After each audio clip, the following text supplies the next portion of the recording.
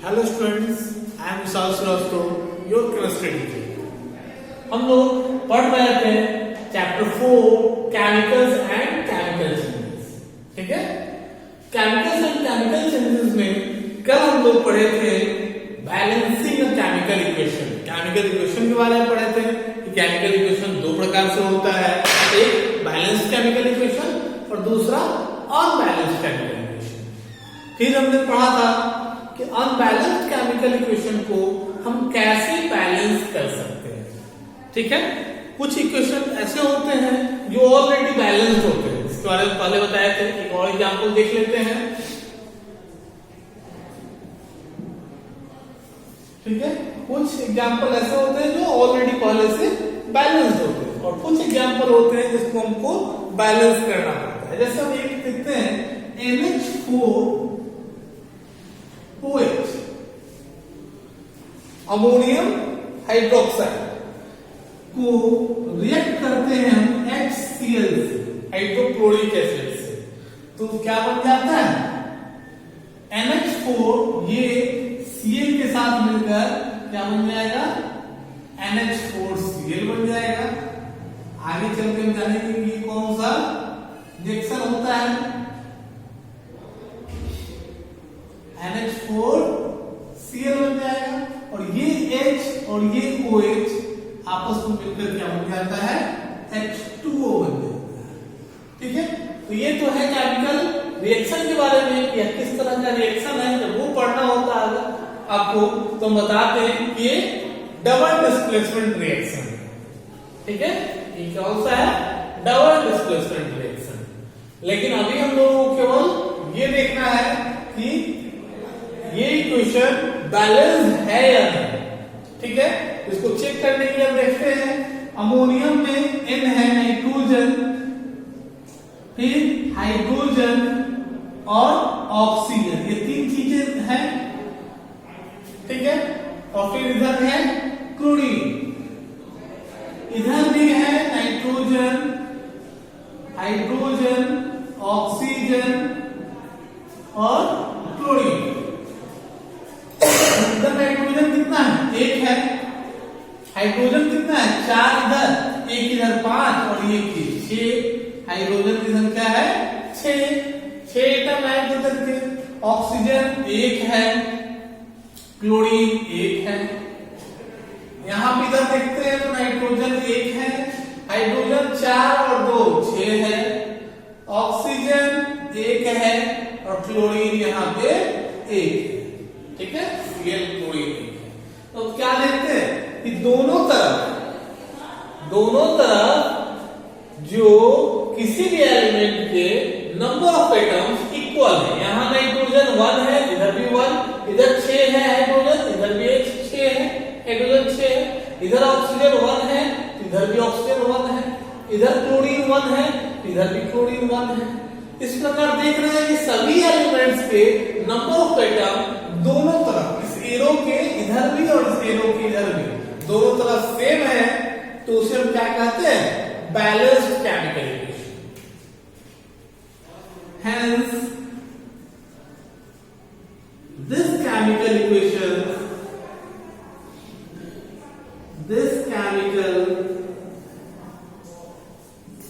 equations are balanced.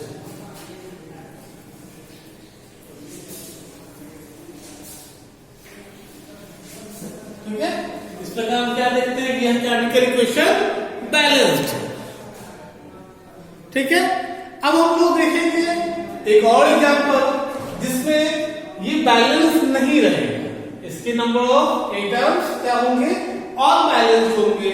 तो unbalanced chemical equation को हम कैसे बैलेंस कर सकते हैं। ठीक है,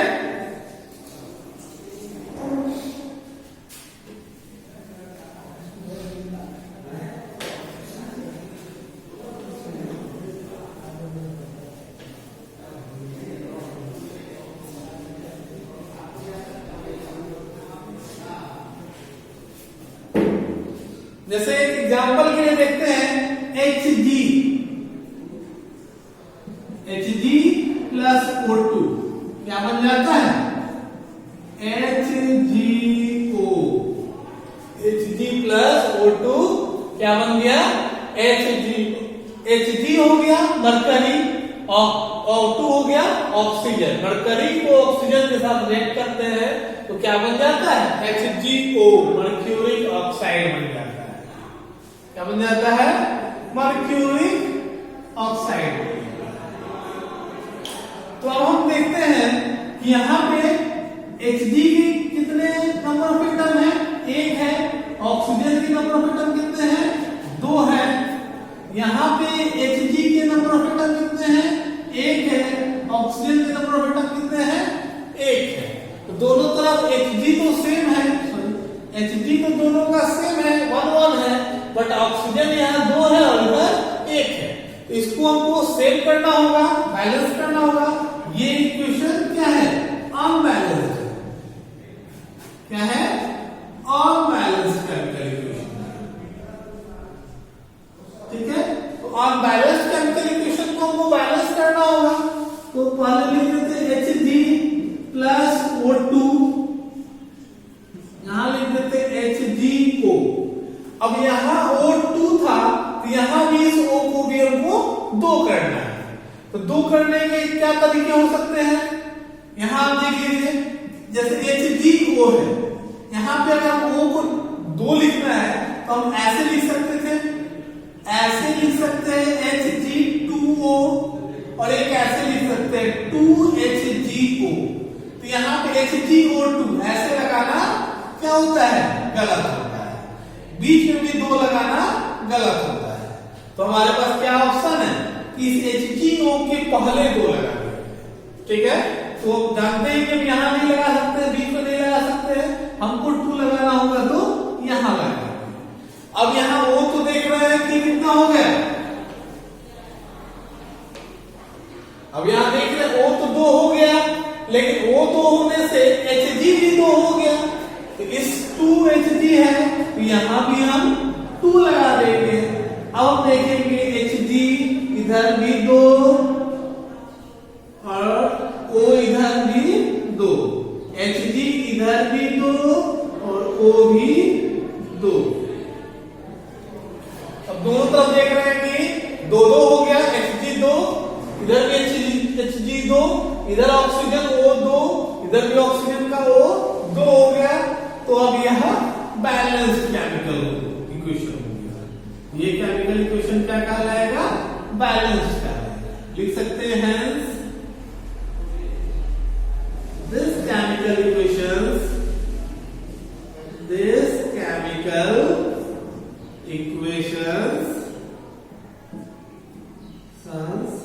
are balanced। यह केमिकल इक्वेशंस क्या है, बैलेंस्ड है। ठीक है, अब हम लोग एक और एग्जांपल देखते हैं इसी तरह से। आपको एक एग्जांपल और दिखाते हैं।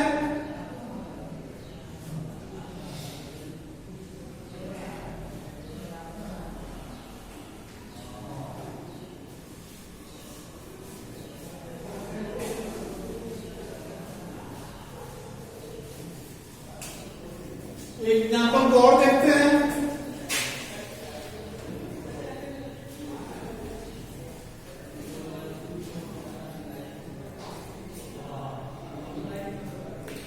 Zn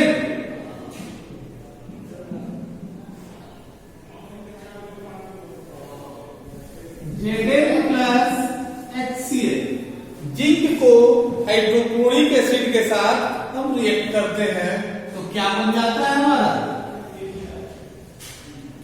ZnCl2 plus H2।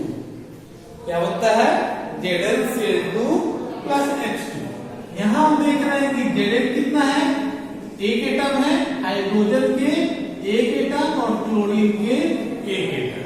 यहां देखते हैं Zn के एक एटम, हाइड्रोजन के 2 एटम और क्लोरीन के 2 एटम। देख रहे हैं Zn तो दोनों में सेम है, लेकिन हाइड्रोजन और क्लोरीन दोनों में सेम नहीं है। तो इसको हम क्या बोलेंगे, अनबैलेंस्ड केमिकल इक्वेशन। ये केमिकल इक्वेशन क्या होगा, अनबैलेंस्ड होगा। क्यों अनबैलेंस्ड होगा? क्योंकि इस एरो के दोनों तरफ जो भी एलिमेंट्स है उनकी नंबर ऑफ एटम इक्वल्स नहीं है। जैसे इधर Zn है, एक है, Zn में 1 2 3 लगा हुआ है, इधर एक है, इधर भी एक है, लेकिन इधर यहाँ H एक है और यहाँ H क्या देख रहे हैं? 2 देख रहे हैं, तो यहाँ दोनों सेम नहीं हुआ। यहाँ Cl एक है और यहाँ Cl क्या देख रहा है? 2 है, तो यहाँ भी देख रहे हैं कि Cl दोनों तरफ सेम नहीं हुआ, तो हम कहेंगे कि यह केमिकल इक्वेशन क्या है? अनबैलेंस्ड। अब अगर अनबैलेंस्ड केमिकल इक्वेशन है तो इसको हम लोग बैलेंस कर सकते हैं।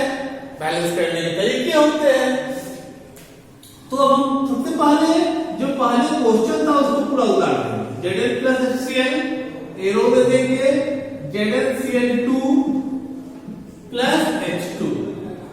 सबसे पहला काम करेंगे कि इधर Cl कितना है? 2 है, तो हमको इधर भी Cl को 2 करना है। ठीक है, इधर Cl 2 है तो हमको भी इधर Cl को 2 करना है। अब इस Cl 2 करने का क्या तरीका है? हम यहाँ 2 लगा नहीं सकते हैं, बीच में आपको बताया था कि हम 2 लगा नहीं सकते हैं, तो हम क्या करेंगे? शुरू में 2 लगा देंगे, यहाँ 2 लिख देंगे, यहाँ 2 लिख देंगे। अब यहाँ 2 लिखे तो Cl तो 2 हो गया, H भी 2 हो गया और इधर भी H2 और Cl 2, तो हमारा ये इक्वेशन बैलेंस हो गया। लग रहा है Zn1 इधर भी Zn1, इधर H 2 हो गया, इधर भी H 2 है, इधर Cl हो गया 2 और इधर भी Cl हो गया 2। अब देखते हैं दोनों तरफ नंबर ऑफ एटम, जिंक का नंबर ऑफ एटम इधर 1 है, इधर जिंक का नंबर ऑफ एटम 1 है, इधर हाइड्रोजन का नंबर ऑफ एटम 2 है, इधर भी हाइड्रोजन का नंबर ऑफ एटम 2 है, इधर क्लोरीन का नंबर ऑफ एटम 2 है और इधर भी क्लोरीन का नंबर ऑफ एटम 2 है। ठीक है, इस तरीके से हम लोग इसको बना सकते हैं। ठीक है, या ये केमिकल इक्वेशन क्या हो गया? बैलेंस्ड हो गया। इस तरीके से हम चाहे तो कोई भी जितने भी केमिकल इक्वेशन है उनको हम चेक कर सकते हैं कि वो बैलेंस्ड है या नहीं है। नंबर ऑफ एटम मिला लेंगे, अगर नंबर ऑफ एटम सेम है तो बैलेंस्ड होगा, अगर नंबर ऑफ एटम सेम नहीं है दोनों तरफ तो क्या होगा? अनबैलेंस्ड होगा। अगर अनबैलेंस्ड भी है तब भी कोई दिक्कत नहीं है, हम अनबैलेंस्ड केमिकल इक्वेशन को आसानी से बैलेंस कर सकते हैं। जितने भी इक्वेशंस हो उन सभी इक्वेशंस को हम आसानी से बैलेंस कर सकते हैं। इस मेथड को ऐसे कहते हैं टिपिंग पॉइंट मेथड। ठीक है, जिसको हम लोग वैसे तो आगे पढ़ना है, ये आपको जो बताया जा रहा है ये थोड़ा ज्यादा आगे का है। आपको तो ये 10th क्लास में अच्छे से पढ़ना है, 10th क्लास में अच्छे पढ़ते हैं, बट अगर अभी से आपको पता रहेगा तो आपके लिए ज्यादा बेहतर है। ठीक है, अब हम लोग एक और एग्जांपल देख लेते हैं इसका।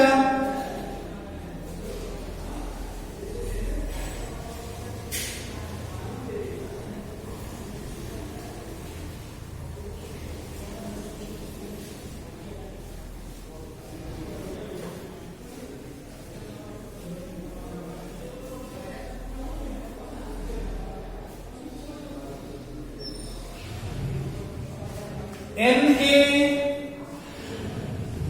प्लस O2 क्या बन जाएगा? Na2O। यहां देख रहे हैं Na कितना है? 1 है, O कितना है? 2 है, इधर Na2 है और इधर O1 है। उल्टा हो गया, क्या हो गया? Na का 1 है, इधर Na का 2। Number of atoms of sodium is 1 here, और इधर कितना है? सोडियम का नंबर ऑफ एटम 2। यहाँ ऑक्सीजन का एटम नंबर ऑफ एटम कितना है? 2 है, इधर ऑक्सीजन का नंबर ऑफ एटम 1 हो गया। तो इस तरह से देख रहे हैं कि दोनों इसमें 2 एलिमेंट है, सोडियम और ऑक्सीजन एक साथ रिएक्ट कर रहा है और सोडियम ऑक्साइड बन रहा है। इसमें दोनों के नंबर ऑफ एटम सेम नहीं है, ना ही सोडियम के और ना ही ऑक्सीजन के। तो ये केमिकल इक्वेशन क्या कहलाएगा? अनबैलेंस्ड कहलाएगा। अनबैलेंस्ड कहलाएगा। ठीक है। अब है इसको बैलेंस करना है, तो बैलेंस करने के लिए सबसे पहले क्या करते हैं? बोले क्वेश्चन को आप जैसा है ऊपर में वैसा उतार दीजिए, जैसा ऊपर है वैसा नीचे उतार। ठीक है। अब हम क्या कर सकते हैं? इधर हमारा Na 2 है और इधर Na क्या है? 1 है। ठीक है। अगर हम इधर 2 है, इधर 1 है, इधर ऑक्सीजन 2 है और इधर ऑक्सीजन क्या है? 1 है। तो इस ऑक्सीजन इधर 2 है तो हम भी ऑक्सीजन को इधर डबल करना है। अब डबल करेंगे वो को, तो क्या तरीका है हमारे पास? यहाँ 2 लगा देना, तो यहाँ तो लगाएंगे अगर 2n Na2O2 नहीं लिख सकते हैं, यहाँ तो 2 लिख नहीं सकते हैं, बीच में भी 2 नहीं लिख सकते हैं। हम जब लिखेंगे तो उसके एलिमेंट या कंपाउंड के पहले ही लिखना होता है। ठीक है। तो 2 लगा दिए, तो अब हमारा वो तो 2 हो गया, इधर भी वो 2 हो गया, लेकिन इधर Na कितना हो गया? 2 2 जा 4 हो गया और इधर Na 1 ही है, तो यहाँ पे हम क्या कर देते हैं? 4 लगा देते हैं। अब इधर भी Na की संख्या कितनी हो गई? 4, ऑक्सीजन की संख्या 2, इधर भी Na की संख्या 4, ऑक्सीजन की संख्या 2। क्या देखते हैं कि दोनों तरफ number of atoms in sodium is 4, यहाँ पे number of atoms in sodium is 4, यहाँ पे number of atom in oxygen is 2, यहाँ पे भी number of atom in oxygen is 2। Arrow के इस साइड और एरो के इस साइड दोनों तरफ नंबर ऑफ एटम सेम है। कह सकते हैं कि रिएक्टेंट, इधर को क्या कहते हैं बताए थे कि ये रिएक्टेंट है और इधर प्रोडक्ट है। रिएक्टेंट के एलिमेंट्स के जितने भी नंबर ऑफ एटम है वो प्रोडक्ट के एलिमेंट के नंबर ऑफ एटम के बराबर हो तो उस केमिकल इक्वेशन को क्या कहते हैं? बैलेंस्ड कहते हैं। इस केमिकल इक्वेशन को क्या कह सकते हैं? Balanced chemical equation. ठीक है। Hence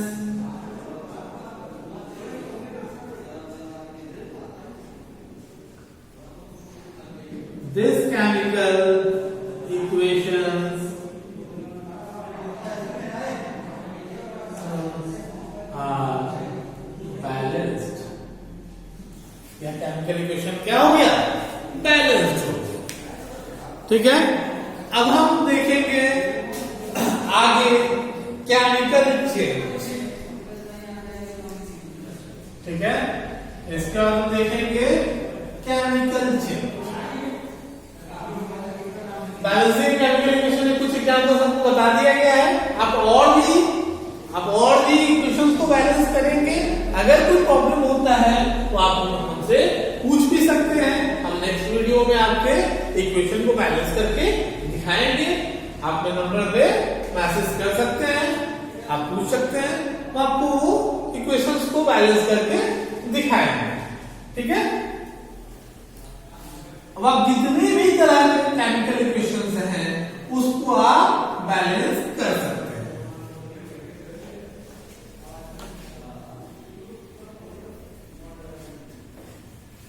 चलिए अब हम लोग देखेंगे नेक्स्ट टॉपिक केमिकल चेंज। क्या देखेंगे? Chemical change.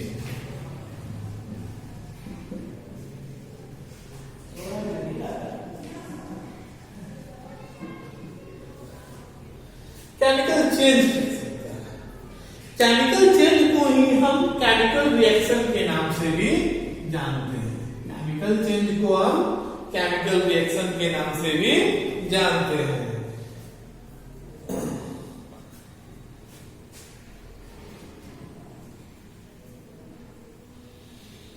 A chemical change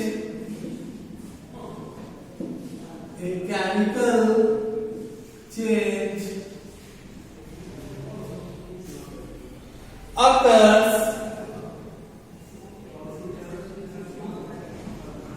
occurs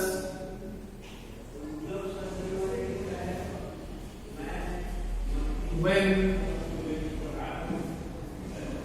two or more chemical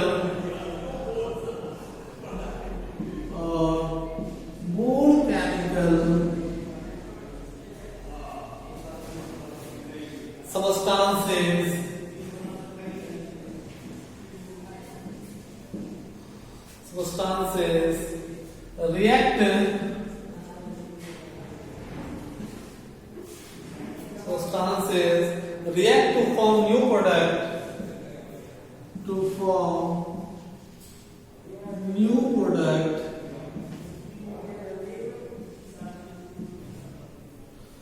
form new product that have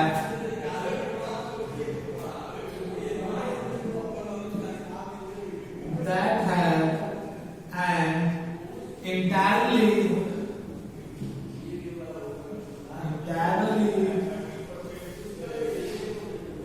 different set of properties. Entirely different set of properties.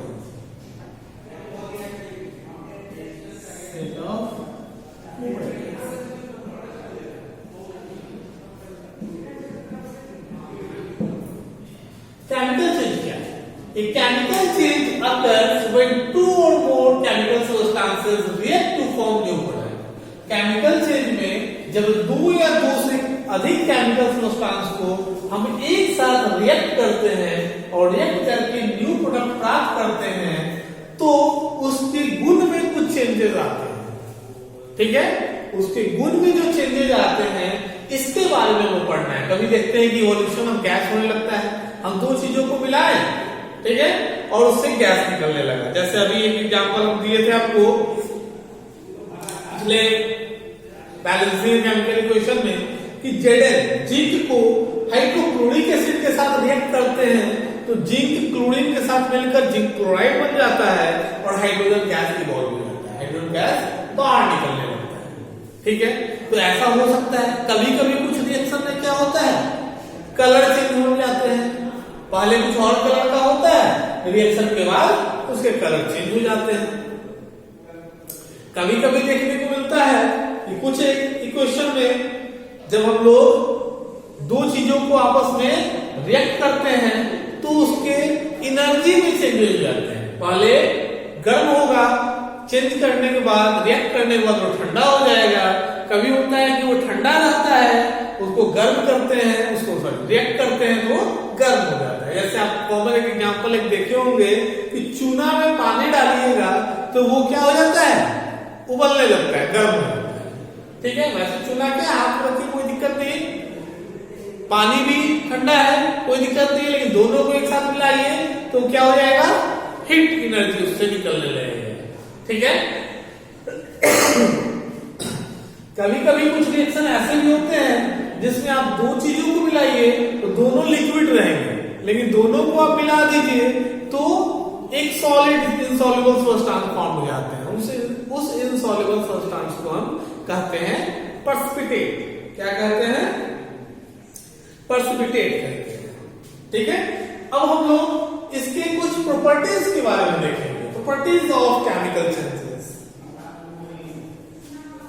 ठीक है, कौन कौन से प्रॉपर्टीज हैं केमिकल चेंजेस की, जो भी बताए हैं हम उन्हीं सब प्रॉपर्टीज के बारे में हम लोग देखेंगे।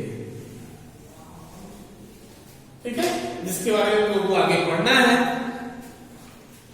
जैसे पहला है आपका प्रॉपर्टीज ऑफ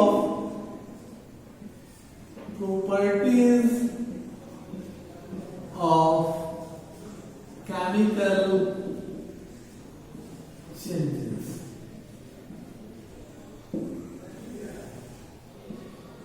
इसमें पहला प्रॉपर्टी जो होता है कि जब भी हम दो केमिकल इक्वेशंस को जब भी हम दो एलिमेंट्स को या कंपाउंड को एक साथ रिएक्ट करते हैं तो उससे एनर्जी चेंज हो सकती है। पहला है चेंज इन एनर्जी। ठीक है, इसके बारे में अलग से सबके बारे में पढ़ाएंगे। पहला है चेंज इन एनर्जी। अब ये जो एनर्जी चेंज होगा ये दो प्रकार से होंगे, ठीक है। एक इसमें रहेगा एक्सोथर्मिक, इसमें हीट रेडिएट करेगा, एक्सोथर्मिक रिएक्शन, ठीक है। दूसरा रहेगा इसका जिसमें हम एक दूसरा रहेगा इंडोथर्मिक रिएक्शन।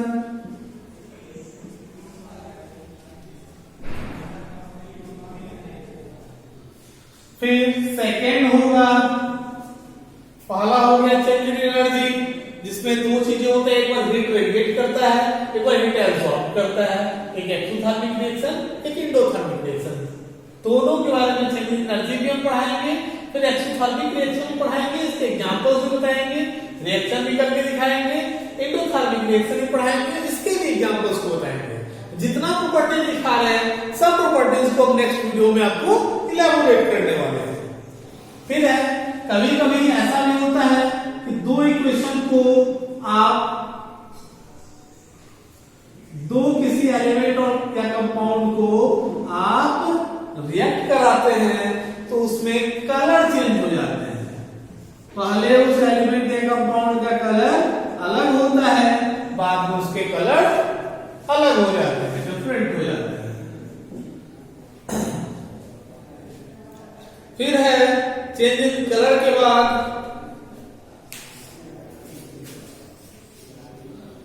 नेक्स्ट है आपको इवोल्यूशन ऑफ गैस।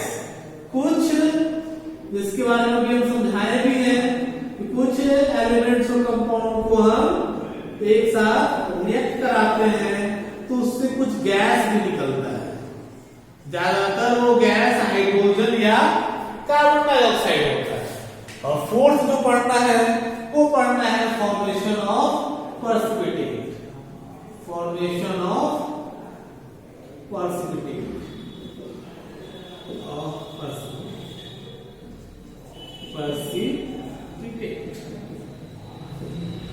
प्रेसिपिटेट को हम लोग शॉर्ट फॉर्म में कहते हैं पीपीटी, फॉर्मेशन ऑफ प्रेसिपिटेट को शॉर्ट फॉर्म में कहते हैं पीपीटी। ये इनसॉल्युबल सब्सटेंस है, जब दो चीजें हम रिएक्ट कराते हैं, ठीक है, दोनों लिक्विड होते हैं और रिएक्ट कराने के बाद या लिक्विड और गैस होते हैं, रिएक्ट कराने के बाद कुछ इनसॉल्युबल सब्सटेंसेस, सॉलिड सब्सटेंसेस प्राप्त हो जाते हैं। उसी सॉलिड सब्सटेंसेस को हम प्रेसिपिटेट कहते हैं। क्या कहते हैं? प्रेसिपिटेट कहते हैं। ओके, इसके बारे में हम लोग प्रॉपर्टीज ऑफ केमिकल सिंथेसिस जो भी है ये चारों प्रॉपर्टीज के बारे में हम लोग नेक्स्ट वीडियो में बताएंगे। सभी के बारे में हम लोग इसके अलावा आपको एक होम असाइनमेंट दिया जा रहा है जिसमें केमिकल फार्मूला तक के जितने भी चीजों को पढ़ाया, टॉपिक को पढ़ाया गया है, सभी टॉपिक से रिलेटेड क्वेश्चंस उसमें दिए गए हैं। ठीक है, उस क्वेश्चंस को आपको बनाना है, फिर सबमिट करना है। अगर कोई प्रॉब्लम्स आता है तो आपको बुक्स देखना है, अगर नहीं होता है तो आपको मेरे नंबर पे कॉल करना है, कॉल करके आप पूछ भी सकते हैं। ठीक है, कि क्या कौन से क्वेश्चन में क्या प्रॉब्लम हो रहा है बनाने में। ठीक है, चलिए, थैंक यू।